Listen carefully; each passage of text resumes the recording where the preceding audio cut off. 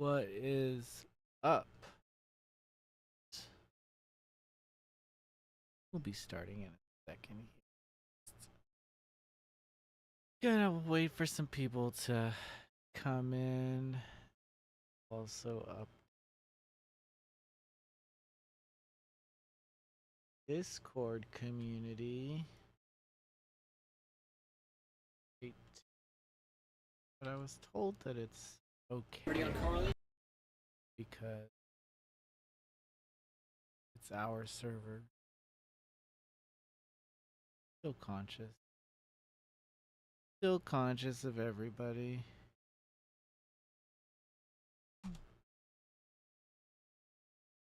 Hope everyone is doing well. Quite a bit to talk about. What what has what has happened recently? Um and I said I was not gonna do it on Friday, and then a bunch of shit happened on Friday. But I'm glad I didn't do it on Friday because on top of how I posted the link wrong in the Discord, thanks Bailey for fixing that. Um yeah, the problem with Friday is Otacon was also going on during that time, so I had to cover some stuff from there, and there was a lot of visual novel news you can imagine that came out of that announcement. Um, guys,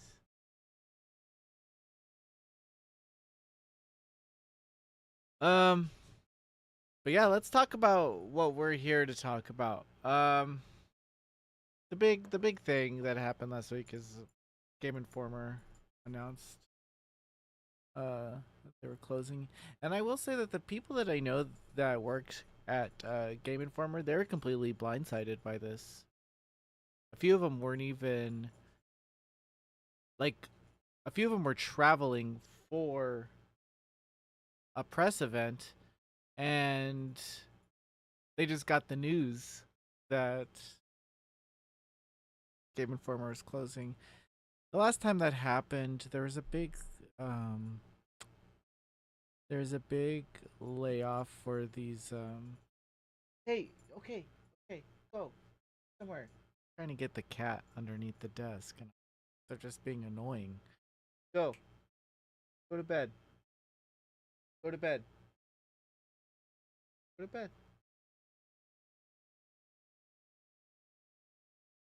I don't know why he likes me. It's beyond me. Anyway, um, the last time I saw this happen, it's funny because it had something to do with Star Wars 2. Is for the Star Wars, the new Star Wars game, Jedi Fallen Jedi, whatever. And gamers had just laid off a bunch of people that day, who the people were scheduled to be at the event. So very weird, very weird room. There was like a mixer at the end of the day, and half of the freelancers there had just been laid off. Everyone's like, "What are you doing here?" It's a very strange conversation topic, definitely. So I feel for those that were working on something for Game Informer, only for it to be uh canceled. Oh yeah, Michael Chow. Yeah, physical media. Ugh. Everyone's saying they're like they're fun stories with Game Informer, and I will say my favorite one would have to be this time where I don't know if they still do it, but they used to do this like on April 4th, they or April 1st, they used to do the like Game and Farcer edition, where it was just a bunch of fake um game reviews and stuff like that, and product reviews. Um but I didn't technically know that in the fourth grade. So, um, I remember having an issue, and they're talking about in Game and Farcer area that the GameCube there was actually it was a Game Sphere or something like that, and it rolled out of the stores. And for some reason, I believed this story and was telling all my friends as if it were true. And back then, you didn't have the internet on in your hands to double check, so people just believed whatever. And so I ended up realizing that all the stories in that section were fake, and that was on me. But that's my earliest like real Game Informer memory.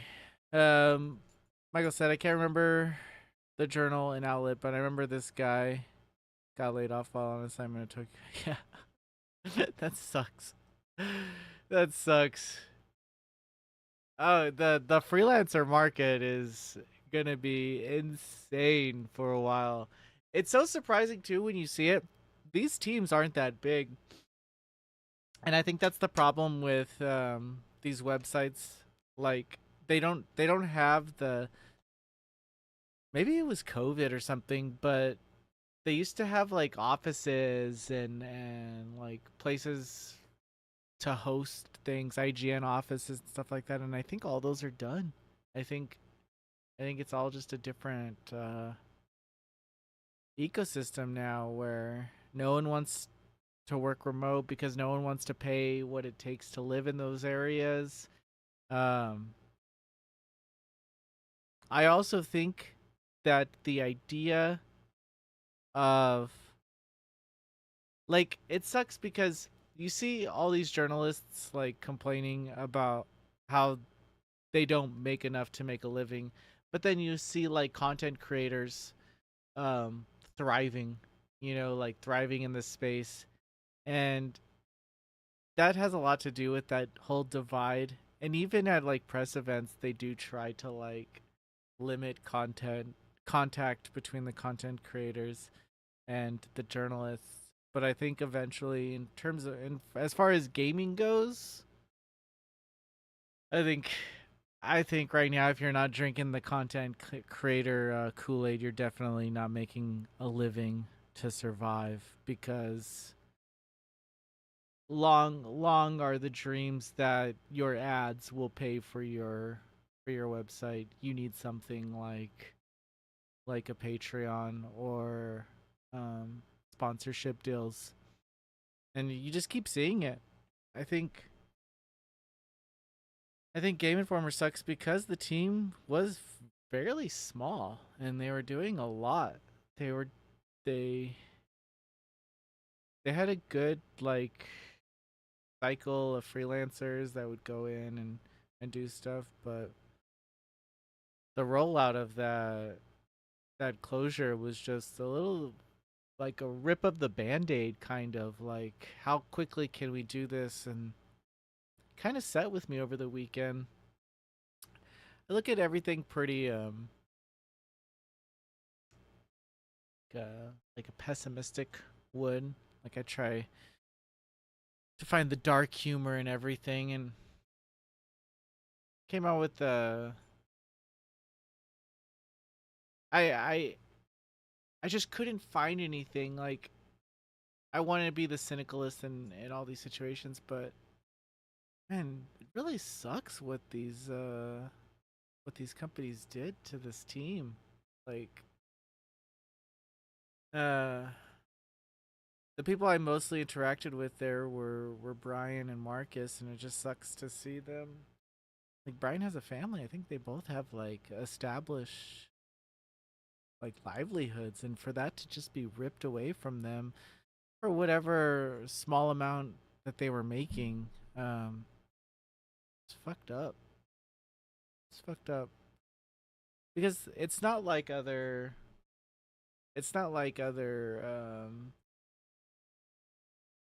environments where you lose the job and you could just go somewhere else. Like it's this industry is so specific that I think, as far as Game Informer goes, uh, these people are gonna have a hard time finding something within this space when everybody is looking at the same time. It's gonna be an interesting couple weeks, and we're expected to kind of forget about it, I think, and that was with the whole Band-Aid effect, them deleting the fucking Twitter, them taking down the archives. Like, what is going on? Why would anyone think that that was okay?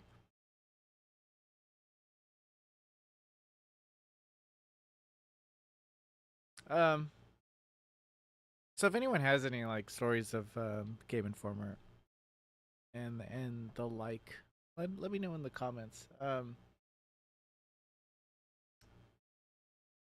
I recently I probably talked about this on the other show, but I did get into some trouble with freelancers and some Game Informer writers because earlier this year, everyone was fucking ranting and raving about this new subscription for Game Informer, where if you subscribe for 2 years, then the writers get paid.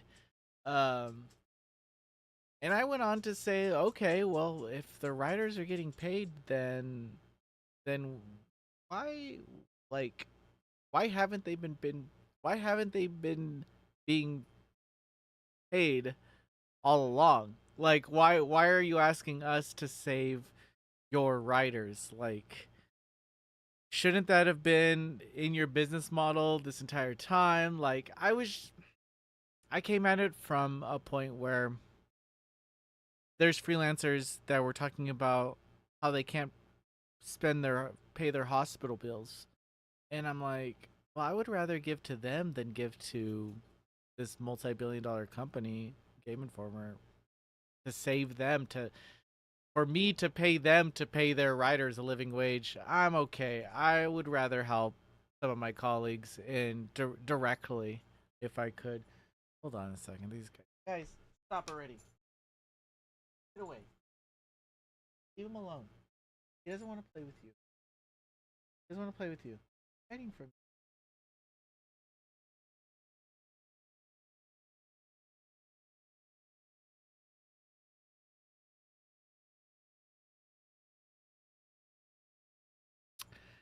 Sorry, they're being annoying.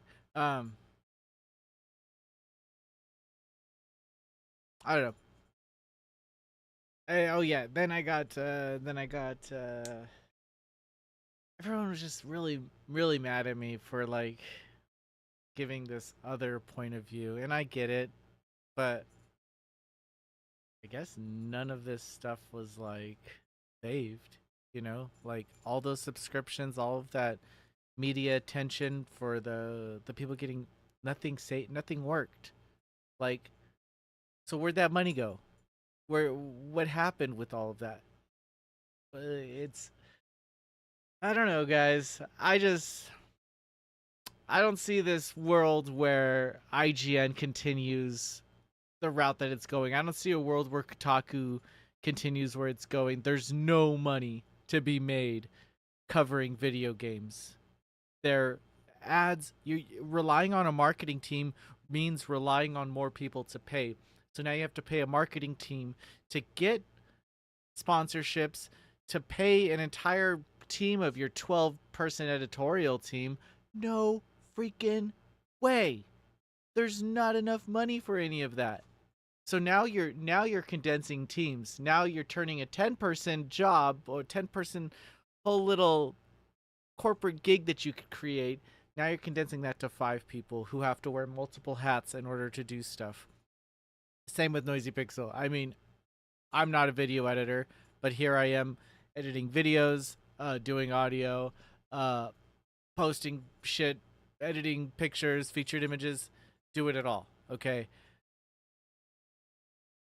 There's no way that these these writers are making a living just doing this. I do other. I'm lucky enough to have a job that's not in the game industry. Um,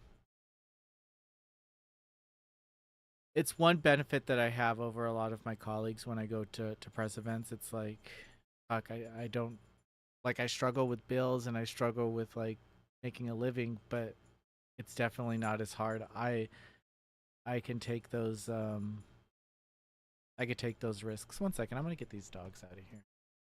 Hey guys.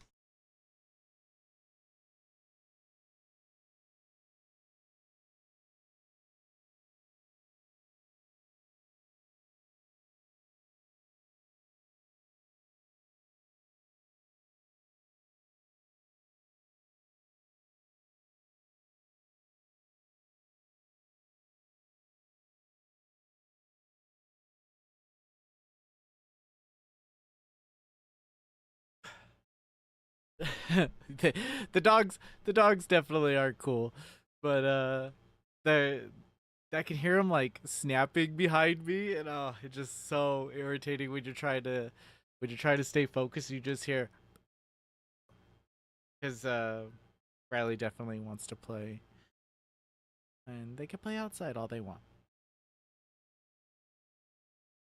What are they talking about? Oh, there's no money in this game industry for covering games. Absolutely not. The the only way that Noisy Pixel is succeeding at all is because we sacrificed every amount of free time and shit to do to make sure that we do video, which is something that a lot of other websites don't. Nobody's making money, and that's a big reason why. Look at this stupid cat. This stupid cat is now here to fucking bug. Okay, hold on. He's just hungry. I'll be back.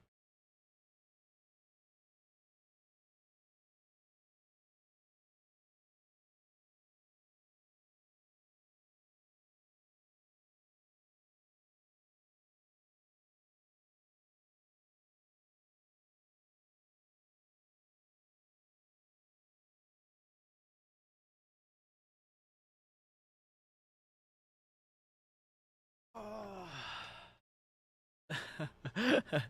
And that's why I love. She's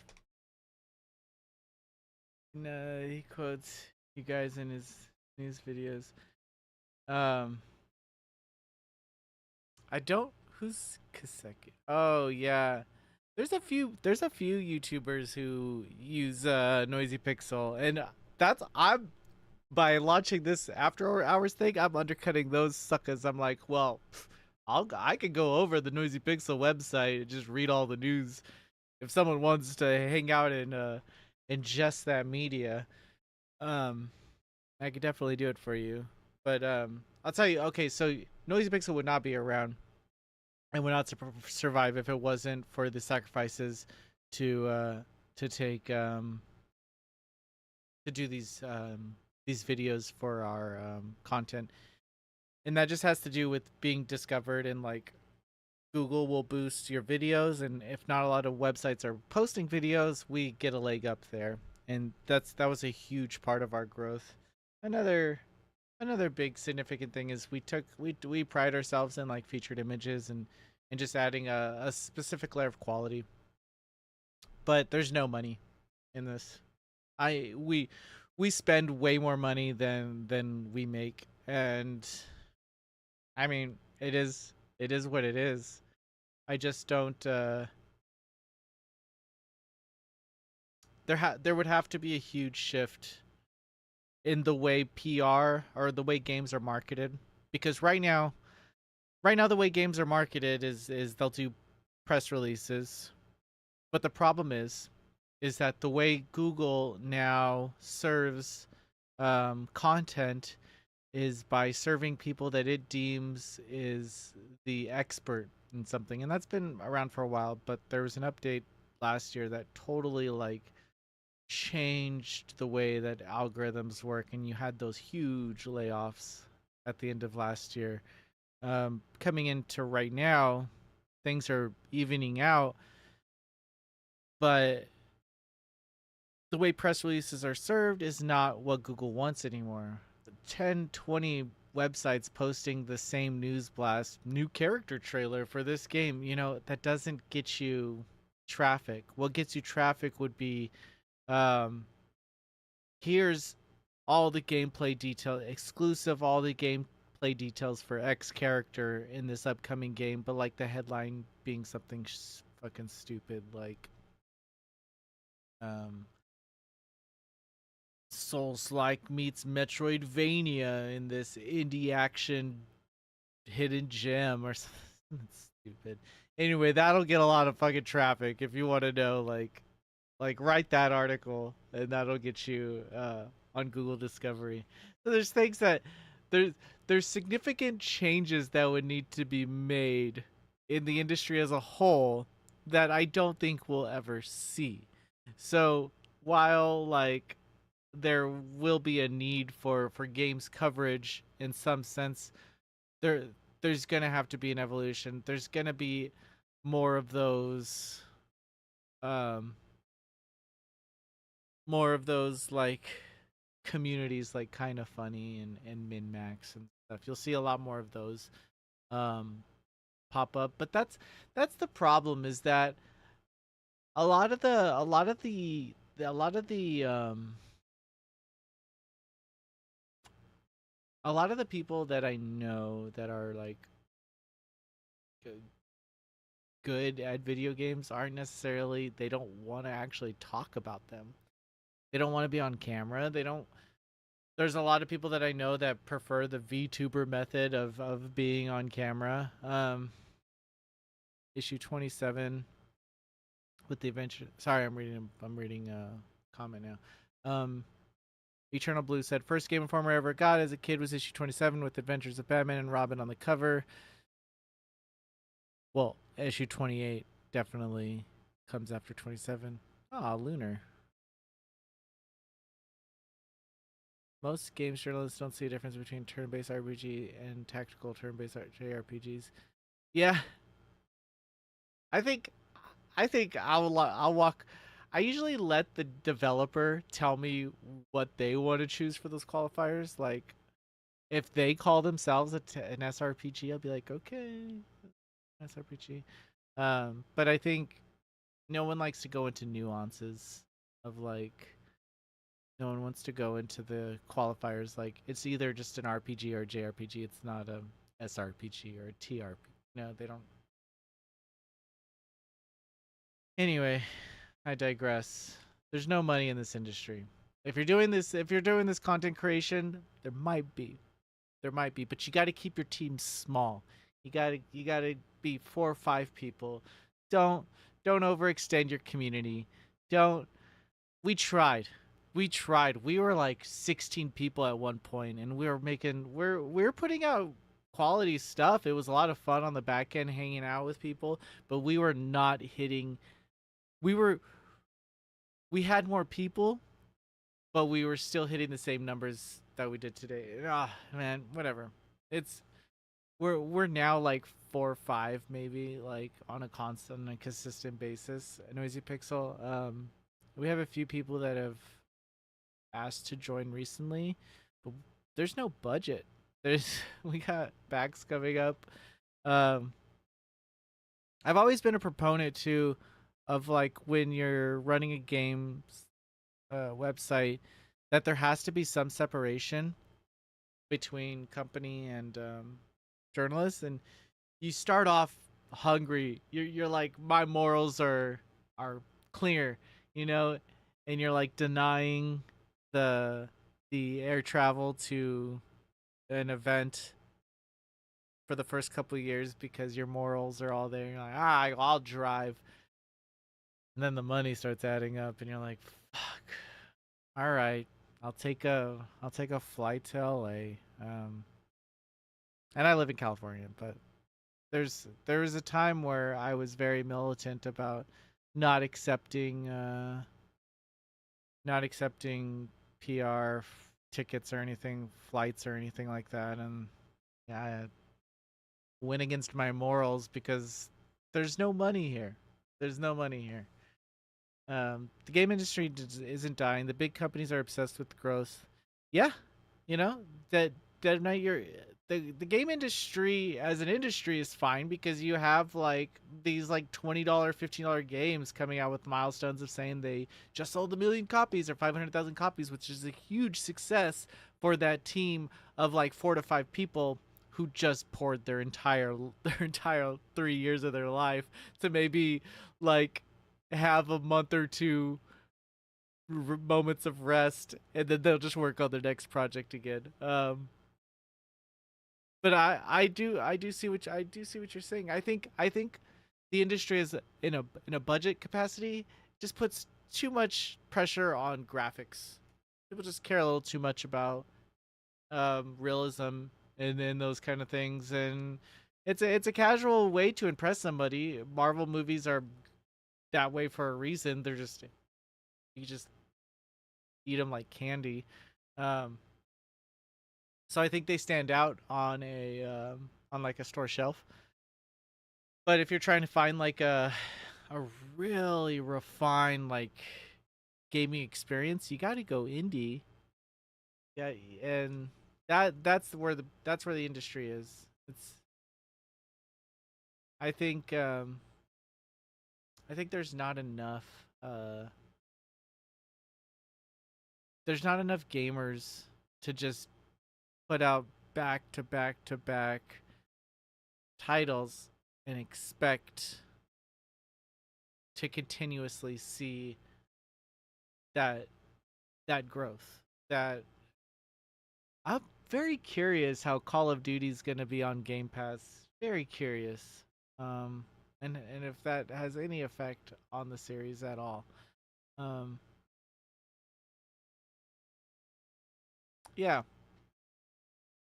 So if the industry as a whole, it's going to be content creation, and we're going to see a lot of that moving forward. And the way that ethics lie, you know what? None of these, but like ethics in the sense of like content creators, watch out because they have a price. I've seen I've seen content creators. I'll give two stories, male and female, equality. I was at an event where it was a media event, and there was one content creator. He's a loud guy, goes over there. Oh hell yeah! Like plays the game audibly, physically having fun. Uh, the uh, the um, the the developers are super stoked. The developers are like, "Oh, thanks." And after he gets done playing, he goes, "So here's my rate card. This is I'll rep your game. Um, like $5,000, insane thing." And um, and that's a normal interaction. That's a normal interaction for a guy. Girl's side, she was just I think she was a content creator. I don't know. She had a little camera. She set it up in front of her. She got her boobs out a little bit, and then and I'm just like off to the side, like playing a different game, and I look over and like see her like adjusting her like shirt. And I'm like, damn it! I didn't want to see it. I didn't want to. I would rather be on the side of disbelief that no, they just wear that stuff just to wear it. No, no. Anyway, two stories. There's from this industry, it's all about selling yourself, and if you can't, then it's it's it's like the actors of like the 1950s where they had to like rollerblade, sing, it's like you need to be you need to have all of these skills, or that's you're just a guides writer then, I guess at that point, like you'll fall into being a guides writer. um Games media has always been access journalism. These things so you can get early access next time. Now without reason, no one wants to read a review a month after the game comes out. Um, access journalism. Yeah, I would say that I've said some shitty things. I've criticized Jeff Keighley on my Twitter, in articles, but that doesn't stop him from inviting us to Summer Games Fest. I've given games 4s and 5s, and maybe the developer asks for additional feedback, but I've never been denied coverage for giving bad scores. Um, yeah, I sometimes read such months after. I will say I've noticed that. I used to be like super militant about getting reviews up by embargo, but over the years, I think more people have tended to wait a little bit for our reviews, which I appreciate. Um, yeah, it used to be if you're not first, then you're last type of thing. But I think more and more people are forgiving us for not doing any for not having it up on time. I think because they see how we're working behind. No, they'll get to it. Type of. I just got World of Goo 2 today. Um, I haven't heard much about that game, but I know it came out, but not a lot of people were like um talking about it. Okay, so I just got it today, but see, codes definitely went out before. So see, we get codes late too. The bottom line is it's hard to create anything that people aren't willing to pay for. Um, expendable. Yes, we did get Signy. Dead Knight. Yes. Okay. So, we do have a Patreon. The problem with Patreon, and what we quickly found out after we launched it, is that none we none of us had capacity to do what we are doing on Noisy because the idea was we wanted to do everything we were doing and then more for Patreon. But like you can have that sentiment and you can hold on to those like best wishes, but when you push yourself that hard, like you do end up the quality of your work starts to deteriorate. You get a little less excited about the future, and we learned that early on. Like keep trying to keep up with the Patreon. But you're absolutely right. If there was a future for Noisy Pixel, it's gonna turn Patreon more. Um, but there's so much about Noisy Pixel that I enjoy. Like there's rarely a cross between like you'll have like IGN. IGN's like the best example of like you got show floor coverage of stuff, and you have these shows, and then you have like the editorial side. Whereas other places just do one or the other. Like Kind of Funny just does digital stuff. Um, one day we might have to make a choice.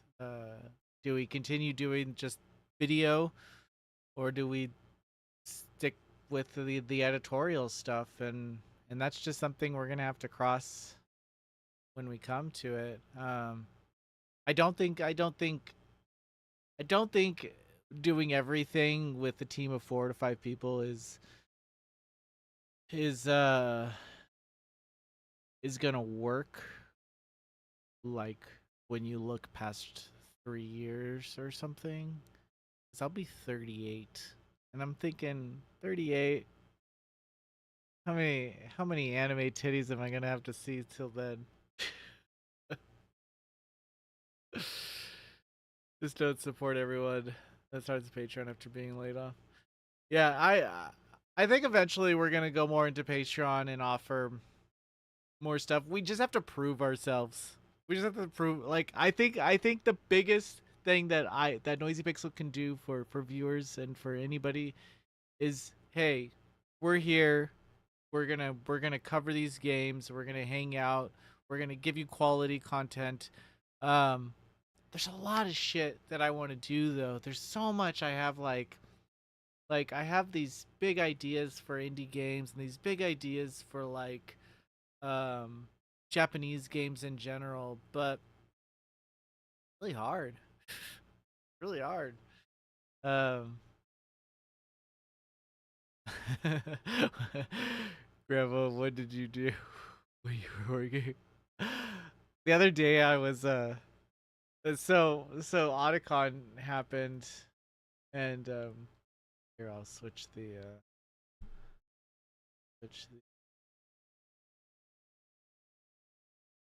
Otacon happened and Neko and Yan ended up announcing a lot of visual novels at their panel at Otacon and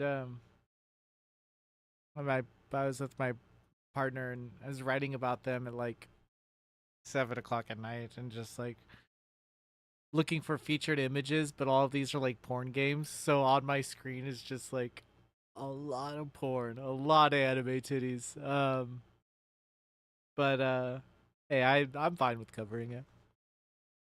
You won't you won't see me pushing back ever. I think when you ask, I think they often ask too much on Patreon. However, if you pay $3 a month for the Game Informer, you should be willing to do the electronic content that takes nearly. Um, yeah, I think a Noisy Pixel could bring a lot of value to Patreon. I think we have the skills and the writers and like to that I think would be beneficial to um the overall subscription model. Um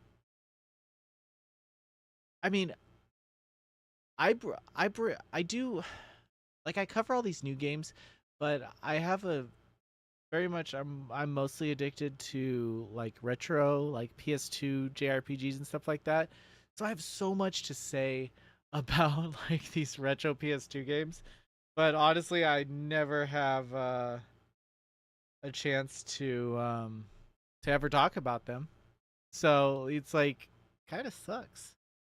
Usually pay 25. You know, I would too. Like if that was what it came down to, like just tell me like, "Hey, it's a $30 subscription for a magazine." Like I do find it weird that the price of like streaming services can go up every year, but the price of a magazine subscription we kind of go all up in arms for, but like everything else is going up, so why can't a physical subscription? We're paying more money for digital goods than we want to pay for a physical magazine. Dude, why don't you do features on the PS2 games? Um, have you thought about reaching out to someone for Patreon advice like Greg Miller, etc.? Um, I've talked to Greg before about years ago about stuff. We could do it. It's it's it's just that one thing would have to give. We wouldn't be able to do as much on the editorial. So covering press releases and getting news out to you quickly, we wouldn't be able to do that. Um, and still do like a quality Patreon. So so yeah, Greg Miller has a great idea on doing digital content and covering news and like adding opinions and voices to the industry through their cast, but they also don't break news. They also don't write editorials or do stuff like that. So you have to you just can't do everything is what I'm saying. Like there'll be something we'll have to give up if we want to keep the group the same size and still do quality work. Dude, why don't you do features on PS2? I did one on Magna Carta not too like a while ago actually, and I have one sitting that me and Spencer did for was it Red Ninja? I think it was called. Very bad PS2 game. Um, I haven't released that one. In a lot of the reason is because like I don't know if it'll do well on Noisy Pixel. Like people go to Noisy Pixel and like they'll be like, oh, new reviews and previews, but like I'm just barely getting in front of the camera now after a few years of not doing on camera stuff. Um, yeah, it's so as I get more used to it, I think more people will be accepting of extra features like the history features that we have. So I'm hoping to kind of build up my social presence with the gaming community a little more than I have in the past. Because I'm sure all of you guys want to hang out as much as I do. So that's why I'm doing a lot of these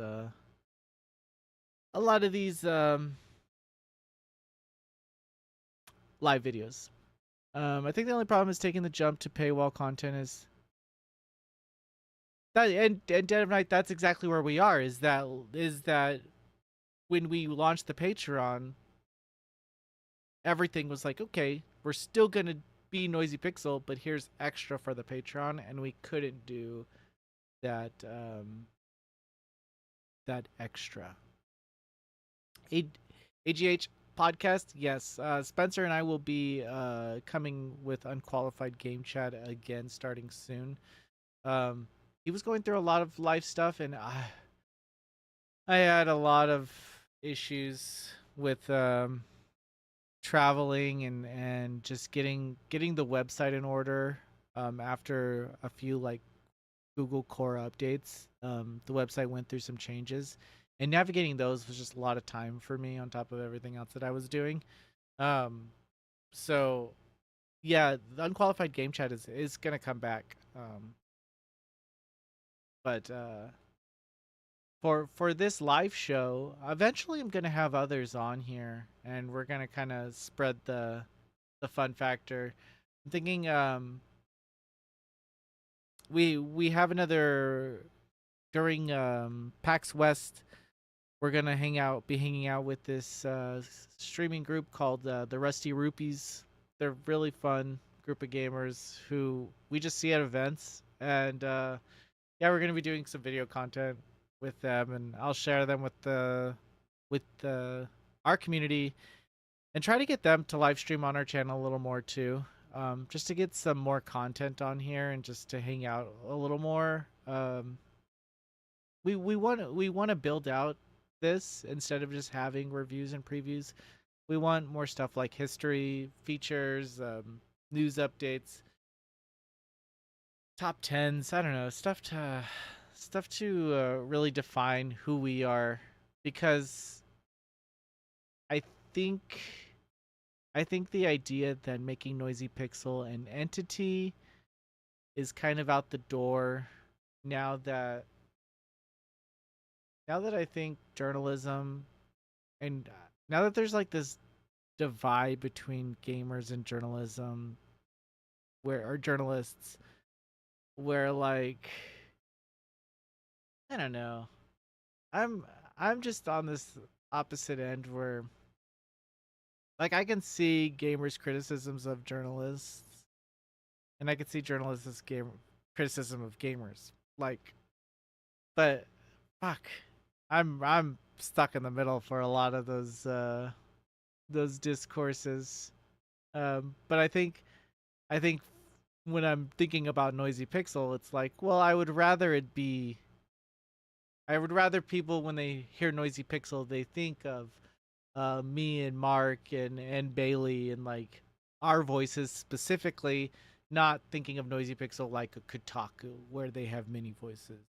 So I think shrinking that down a little bit, um, and and creating that business model, something that we're probably gonna do. Um, but right now we're just rolling with the punches. Um, on that, Nico Neon announced a lot of visual novels. Um, the one that Hold Me Tight All Night, Oni-chan. I don't know.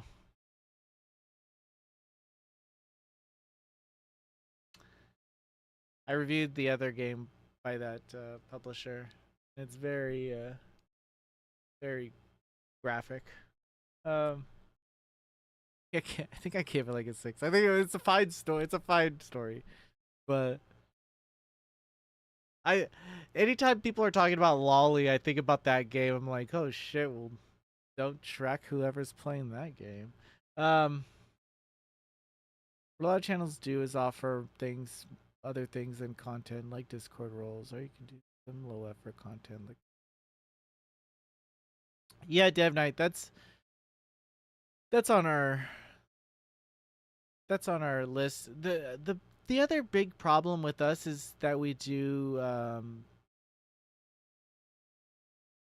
go to a lot of press events. Like this month, I think I'm going to like 3 on top of having to go to Seattle at the end of the month. So there will be a couple days where I won't be able to do this because I'll be at a press event.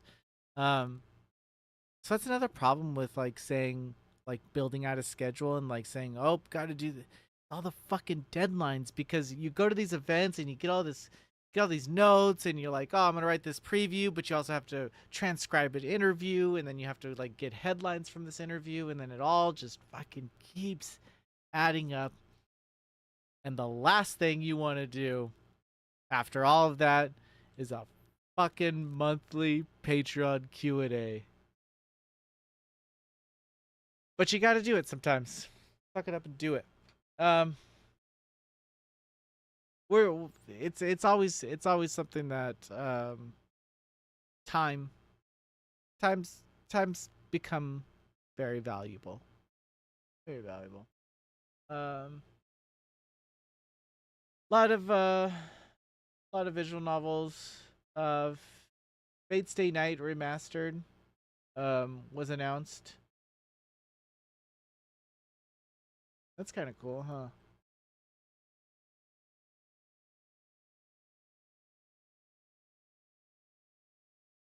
I think this game on PSP. I'm not a big. I'm not all in the Fate lineup of watched the anime, but I wish I was more into it than I was. Original PC got ported to everything. Oh, thank you, Bailey. Likely Bailey will probably be reviewing this for that. Oh, there it is. Remastered is based on the 2012 Vita port. Man, I'm telling you, people wrote off the Vita. They redid CGs, and apparently they're 16:9 now. Is this the one that used to have 18 plus content? Kind of sucked. And I think Ty Moon is great for like 90s style character animations. They're putting in the H. I want the H scenes. God damn it. Um, what else did I want to talk about? Oh yeah, there's this news that Phantom Blade Zero is not coming to Xbox. I don't know what the fuck website was, like some weird ass forum website was like that no one no one needs X. I don't know. And then all these websites started covering it, and I'm like, come on, guys, we're not that hungry. Anyway, the developer had to come up and say, I just find it funny when people think the game industry is dying, and all I can think is there's too many good games coming out. Well, I think what's dying is the idea that you could be a rock star in this space. I think I think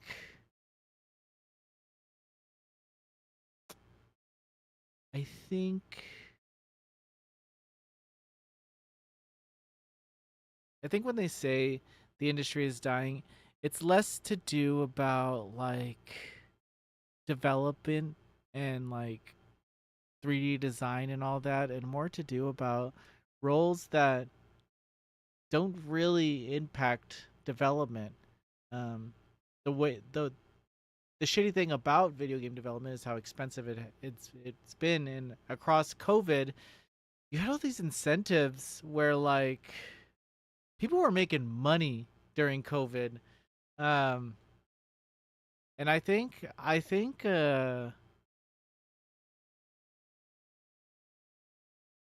think people overhired, definitely, and that's why we're seeing a lot of like, I mean, how many community managers do you need? Like,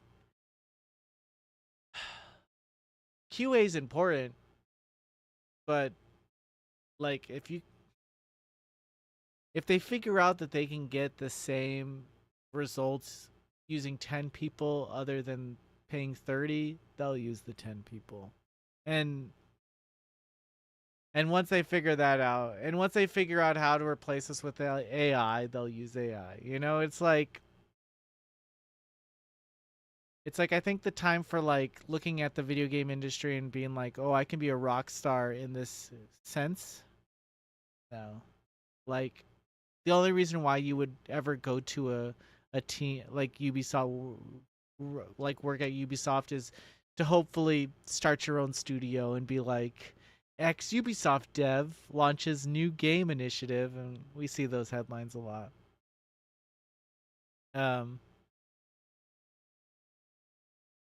yeah, Hollow Knight's insane.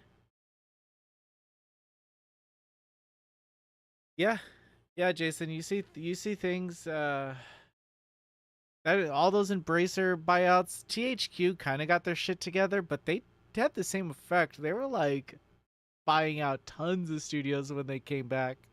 THQ Nordic, that is. Um, yeah, it's. I don't want to say.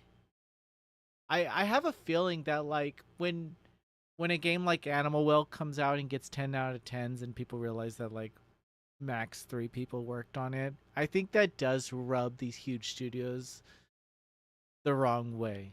You know, it's like we just we just put $50 billion and all these people are complaining about this fucking like glitch, you know, where the pizza gets stuck in the door or some shit like I don't know, like it just sucks. It just kind of sucks to be a big developer.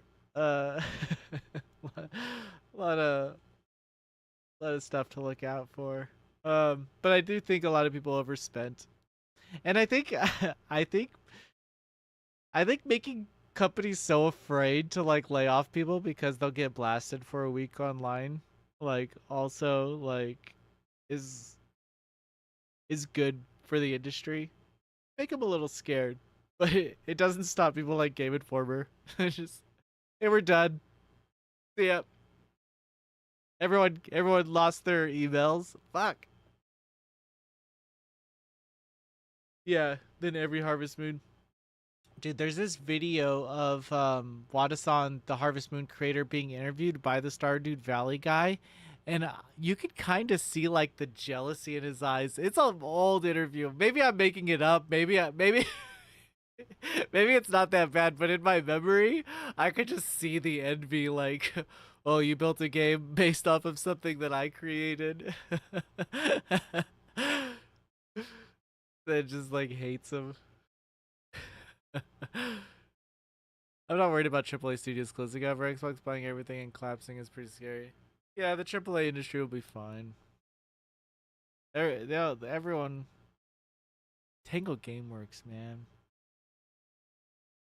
that sucked. That was a, but in alternatively, like all the big names already left Tango, so you were just riding on the fact that it was Tango, but they failed to kind of bring up any notable names other than the developer on that Hi-Fi Rush game, but he didn't really make any splashes. I don't even remember his name. Um, but Xbox puts out some bangers. Pentiment, good game. fucking, fucking Pentiment. Um. Same Dark Souls creator. I watched the downfall of Blizzard for the past 10 years. Devs makes a lot of mistakes. Yeah, Blizzard is a very confusing studio. Um, I think we're still gonna. I think we're still in for it to see how that whole Microsoft thing plays out. That's a very interesting future in terms of like funding those creations. Didn't like Sekiro come from Activision and stuff like that? Activision has some IPs under their belt. I wonder if Xbox is willing to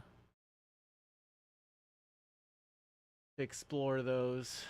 Um, I previewed Mecha Break. I was very surprised.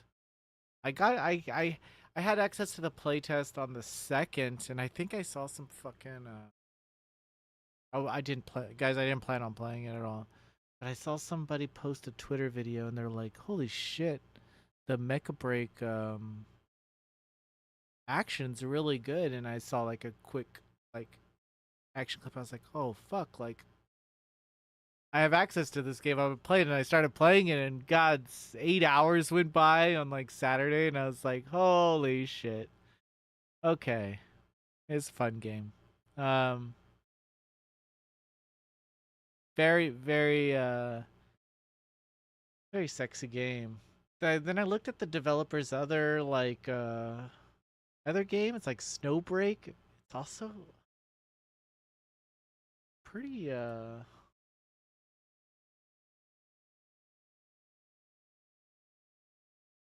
yeah, I was already getting the logo. It's pretty graphic. Like a bunch of waifus. And like it's a shooter, but I saw that it's like Genshin Impact coded, like the drops and everything. Amazing Season Games. I have no idea where they came from. If their website works.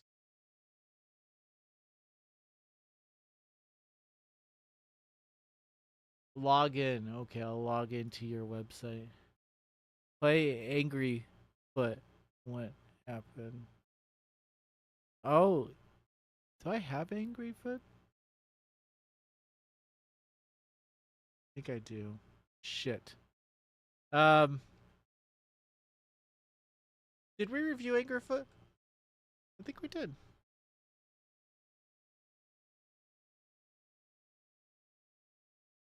God, if yeah, I think I did. I, yeah, this game is fucking great. What do you like? Yeah, I was getting it confused with Mullet Mad Jack, I think, which I didn't review, but I did play. I wanted to review it, but Mullet Mad Jack is definitely has the same idea as Angerfoot, but I didn't get around to it.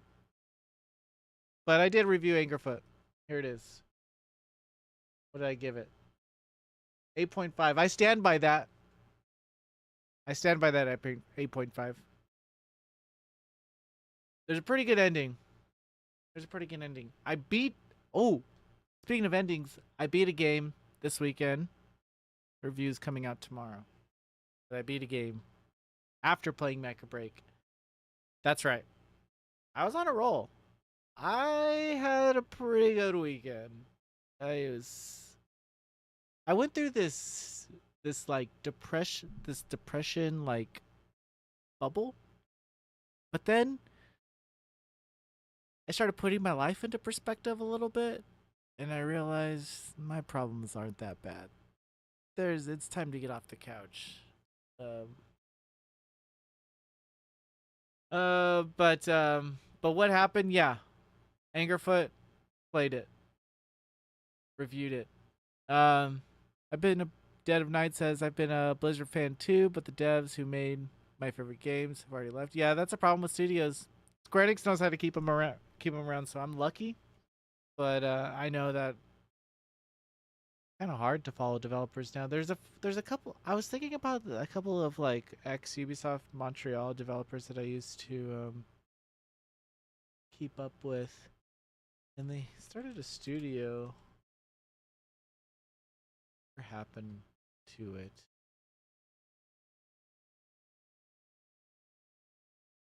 This is it. They made one game called Children of Zodiarcs. That's what I'm saying. Like you. These guys worked at Ubisoft Montreal, and then they just like left and launched a studio in Montreal and launched a game, and then just disappeared. Um,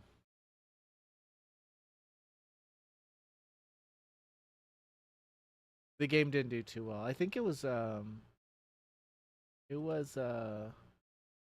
Enix Collective published it, but I think a card-based tactical RPG.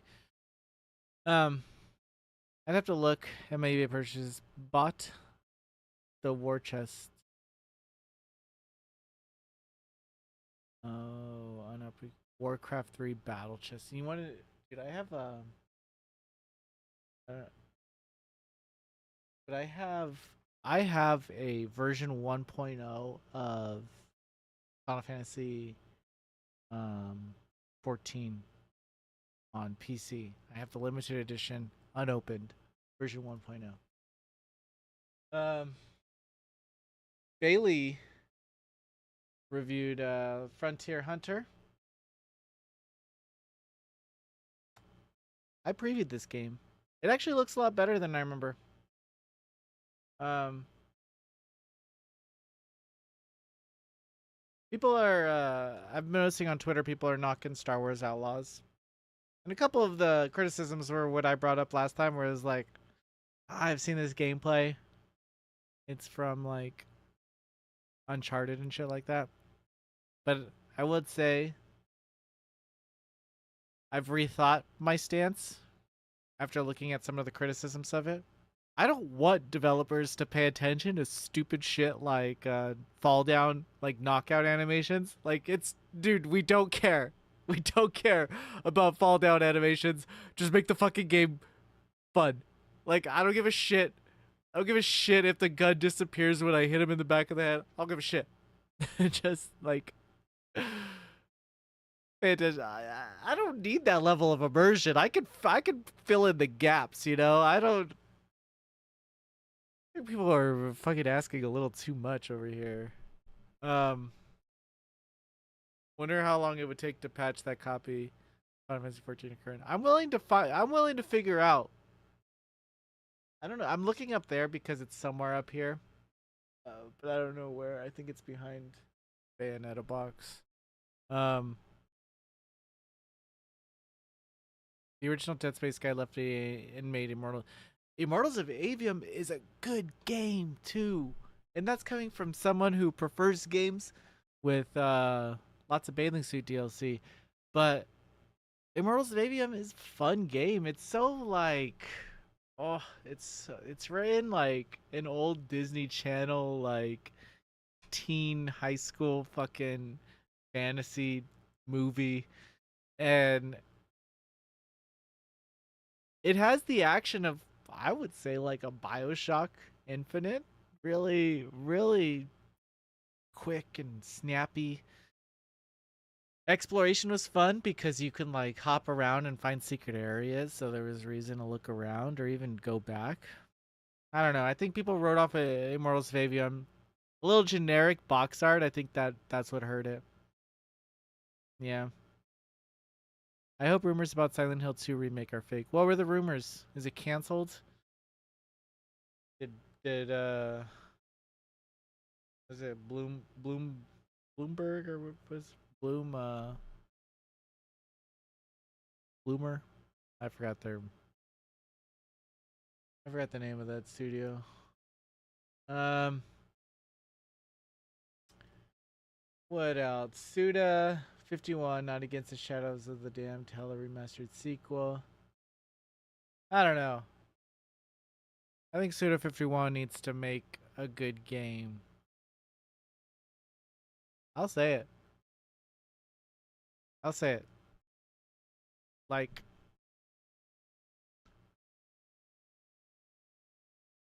was No More Heroes 3? That one good? Did we like that one?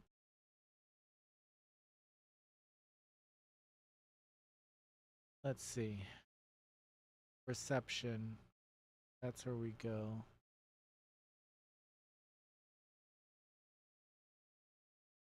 Got a bunch of 70s. Oh, got a couple 9s. Game Informer gave it a 7.75. Huh. That's why they closed. Um, Bluebird team thing. Um,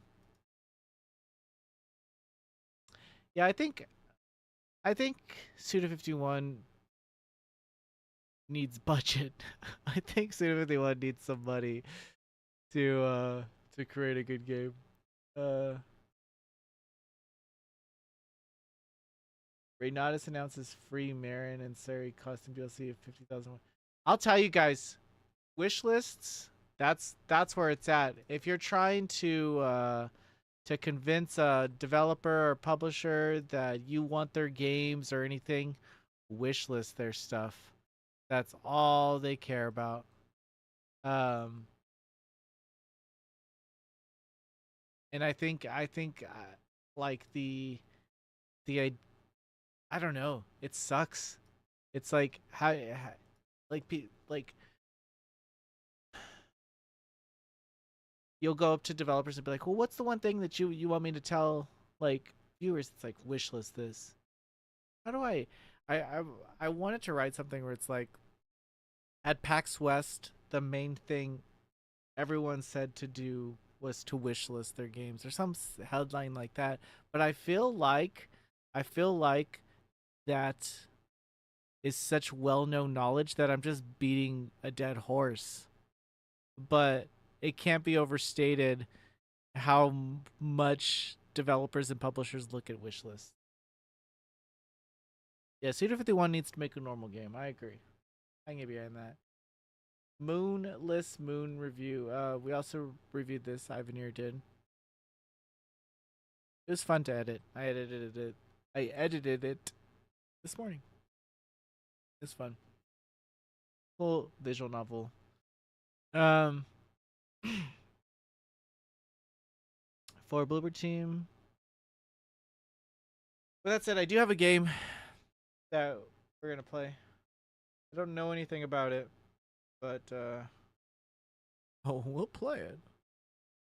Um, me. You wanted to add me. Um, where is it? It's Dead Link. Just came out. I'll play this. We'll hang out. Do you want to watch the trailer, or should we just jump in? Lollipop Chainsaw release date got pushed up 2 weeks, only in the West. Why? Why would that? PlayStation and wishlist is mysteriously small. Yeah, like that's another thing. Like, I don't think that Sony. I think Steam makes it super easy to wishlist. I think that's like the best system because I get alerts to games that I wishlist like 6 years ago when they go on sale. Like I don't know. I I like Steam's wishlist system. But hey Mark. Oh hi Mark. I'm playing this game. I don't know what it is. It's a shooter. It's called Dead Link.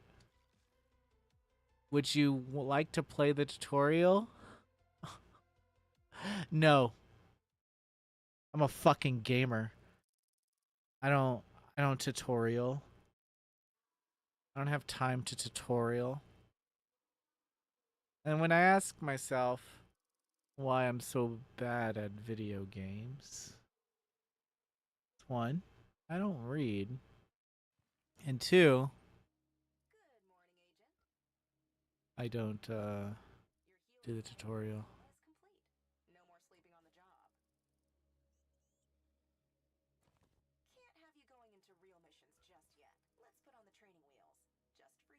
I said no to the tutorial. I promise I did. I did. Well, you're making me look like a liar, Dead Link.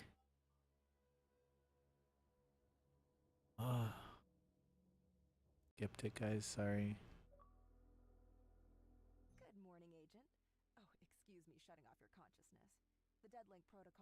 Why does she look like Megan Fox?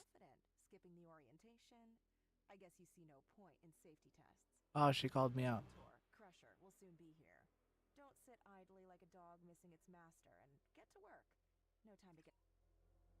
Yeah. I don't know what the fuck I'm doing. Begin simulation, I guess. Yeah, sure.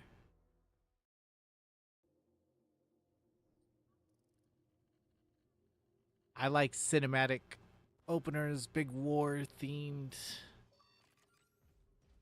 Okay. That's a shotgun. That's a blast.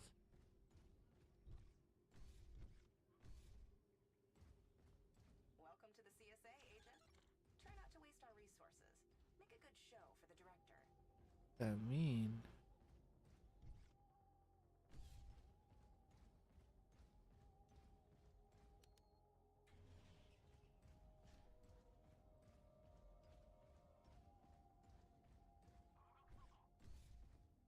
There's just like no there's no music. Oh wait, there it started randomly. This is some techno.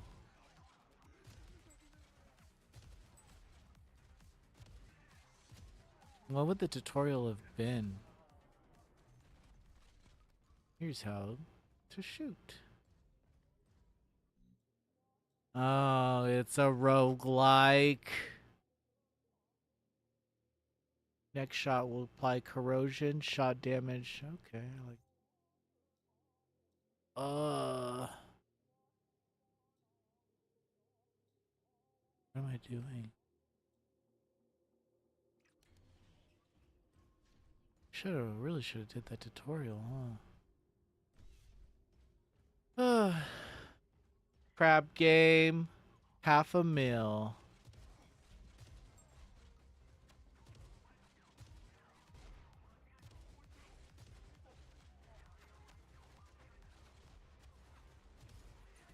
That doesn't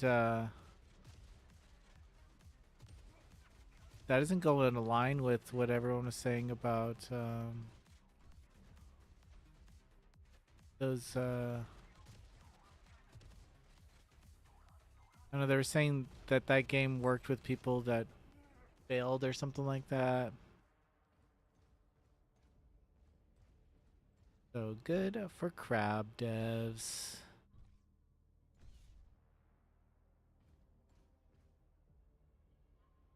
Monolith is hiring for a new Tetsuya Takahashi game. Not many details yet. It's gonna be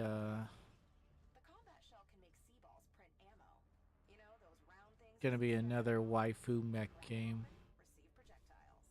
I'm not even using my like my grenade. Oh shit. I don't know, Dead Link. You're okay.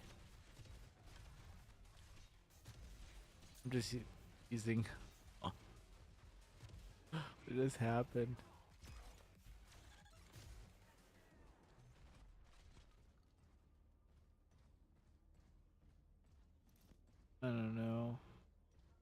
know, Dead Link.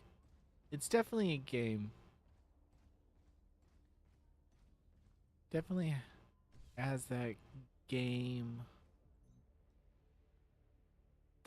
Next shot will shock. Like, flop. I don't know what's going on. I don't know what that screen is. I'm pressing stuff, but nothing's happening. Story of my life.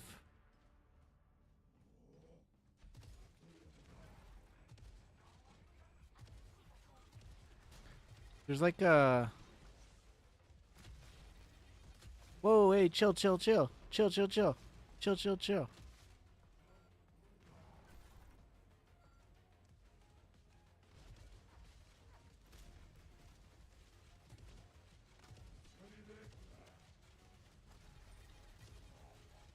Got him. What the hell is going on? Oh, shit.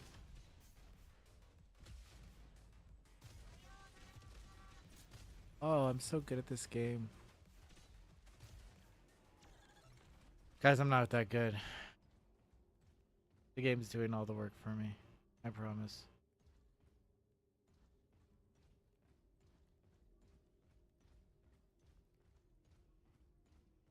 I want a weapon.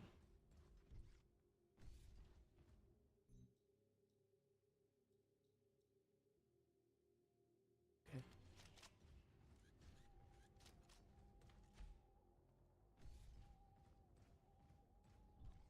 I don't like these, like,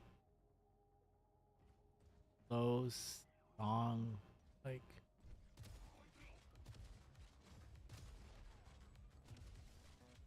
And the music just kind of... Just, I know this game. I've played this game.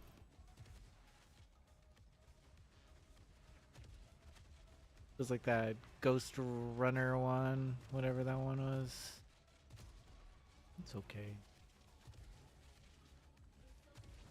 Oh, this guy. Oh, they're just throwing some special grades at me, huh? Boom. Oh, what did I do? I blew myself up.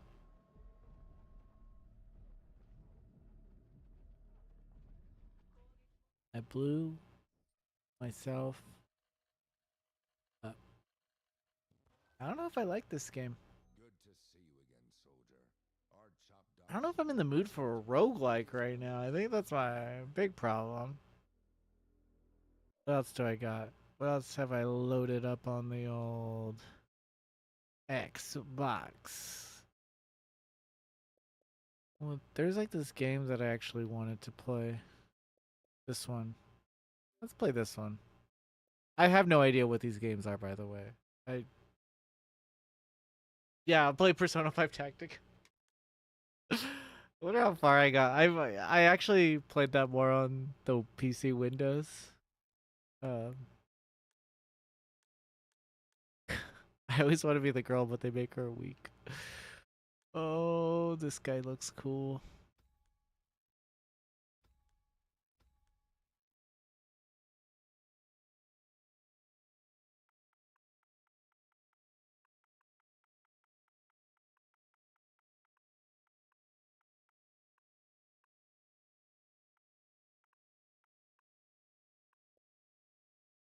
Should I try Xenoblade? Yeah, it's always a great time to try. If you have a 3DS, that new 3DS, I would play it on there. Oh my god, these indie games, they're so ambitious. Um,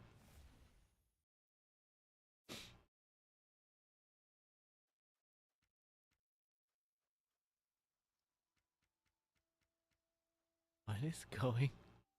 This is so cute. Okay, shit.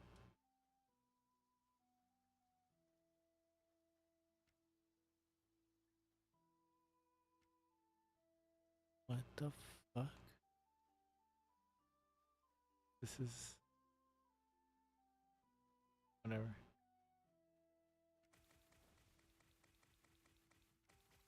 Hell yeah. What does that mean?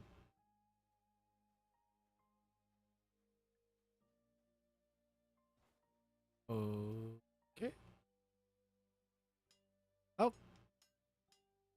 give me that.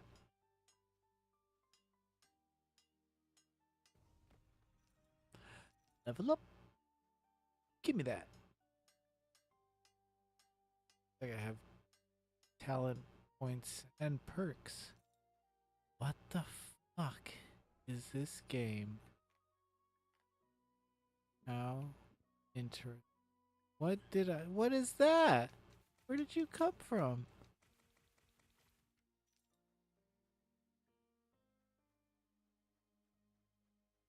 What's this game called again? Mists of Noia. God damn it. I'm fucking poisoned. Don't even... I can cut down this tree? I'll do it right now. Give me that.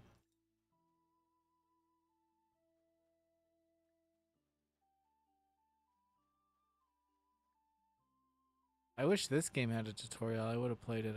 I fucking swear. Oh, I could swim. Oh, chill, chill, chill. Oh, fuck. I was running here. Okay, how do I spend talent points?